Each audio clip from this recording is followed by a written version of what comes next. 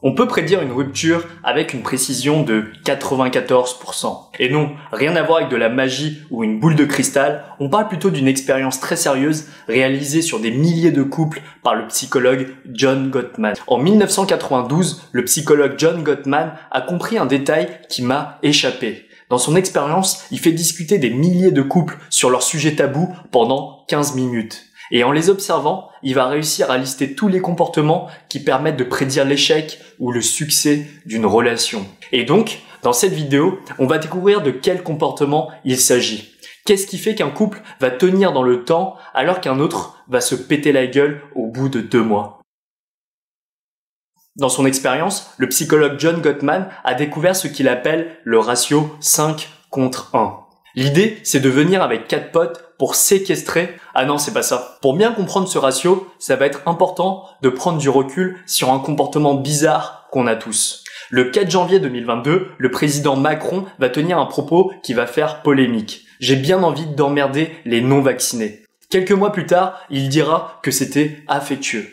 Quand j'étais plus jeune, mon père m'engueulait tout le temps parce que j'étais bordélique. Et une fois que j'avais bien pleuré, que je m'étais bien senti comme une merde, cette phrase qui revenait tout le temps, c'est pour ton bien. Au lycée, j'étais un peu taquin et j'aimais bien me foutre de la gueule des gens. Et quand il y en a un qui le prenait mal, je disais toujours « Non, mais c'est pour rire ». En fait, on est dans un monde où c'est beaucoup plus facile de faire des commentaires négatifs, désagréables et dénigrants parce qu'on peut toujours le justifier derrière d'une bonne intention.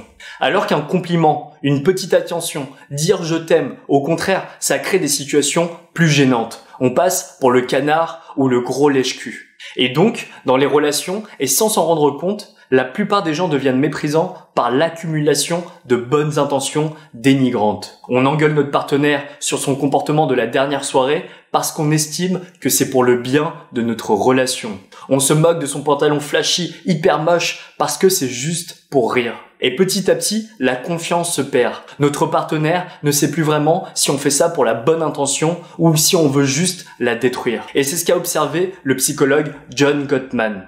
Dans toutes les relations qui se pètent la gueule, les gens sont beaucoup trop dans les bonnes intentions dénigrantes et pas assez dans de vraies interactions positives. Et dans toutes les relations qui durent dans le temps, il a observé ce ratio de 5 contre 1. 5 interactions positives contre une interaction négative. Ça veut dire que ce matin, si t'as préparé le petit-déj à ta copine, que tu lui as fait un câlin, un massage et léché les doigts de pied, ce soir, tu pourras lui en mettre plein la gueule pour la vaisselle qui traîne. Un truc que je me suis toujours demandé, et tu vas rapidement voir le lien avec les relations amoureuses, c'est pourquoi est-ce qu'on ne voit jamais un Chinois dans les embrouilles? Que ce soit à la télé, à l'école, tu ne les vois jamais dans les embrouilles. Et pourtant, ils sont bien présents.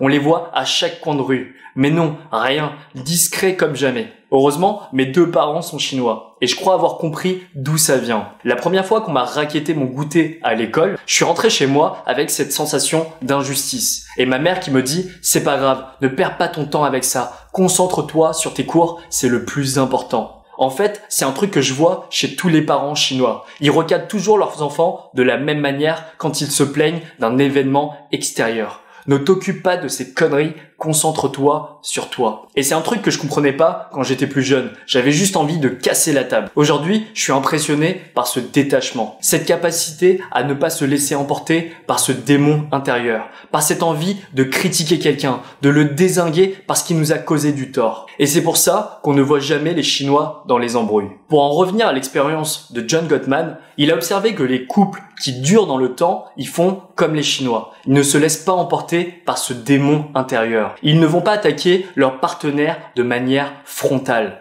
Tu n'as pas rangé le linge. Tu n'as pas fait attention à ce que je t'ai dit. T'es qu'un égoïste. Ils ont une manière différente d'exprimer une plainte quand ils se sentent lésés dans une situation comparée aux couples qui se cassent la gueule. Ils vont plutôt partir d'eux, se concentrer sur eux, se concentrer sur leurs ressentis. Je me sens pas à l'aise de voir le linge traîner. Je me sens mal de pas avoir été écouté. Le psychologue John Gottman appelle ça utiliser le pronom je au lieu d'utiliser le tu.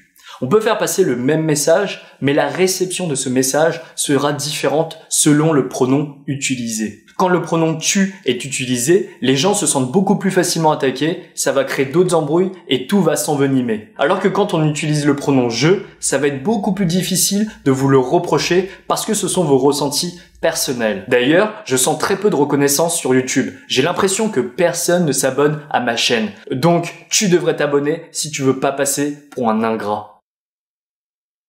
Le dernier point que je voulais partager sur l'expérience de John Gottman, je l'avais découvert tout seul, un peu par hasard. Il y a un jour, je fais le fou, je perds 2000 € sur les tables de poker en ligne. Je suis déprimé, je sors faire un tour en scooter, je sors à l'arrache, je prends la voie du bus, je mets mes écouteurs, j'ai pas ma carte d'identité, j'ai pas ma carte grise et je porte un vieux bikini parce qu'il faisait chaud. Et comme par hasard, c'est la seule fois de ma vie où je me fais arrêter par la police. Le policier, il est vénère. Je sens que je vais finir en punching ball. Et je déteste les gens qui essayent de prendre l'ascendant sur moi, qui essayent de m'écraser. Et quitte à être de mauvaise foi, j'en ai rien à foutre. Mais ce jour-là, j'avais pas l'énergie pour me défendre. J'étais vraiment déprimé. Et je fais un truc que j'avais jamais fait. J'ai avoué mes conneries. Et d'un coup, il est passé du policier agressif qui allait me coller une grosse amende au mec compréhensif qui m'a laissé repartir. Je m'y attendais pas du tout. Je voulais juste que ça se termine vite. Et ce jour-là, je me suis découvert un pouvoir magique. En fait, quand tu prends la responsabilité de tes erreurs, tu changes d'un claquement de doigts l'humeur des gens. Donc je me suis amusé à le refaire. À chaque fois que je fais une connerie, je reconnais mes torts directs. Et à chaque fois, je vois que les gens sont apaisés. Parce qu'en temps normal, ils sont plutôt habitués à ce qu'il y ait de la résistance. Ils sont plutôt habitués à batailler pour arracher la vérité face à quelqu'un qui leur sort 1000 excuses. Et dans les relations amoureuses, le psychologue John Gottman a confirmé mon ressenti.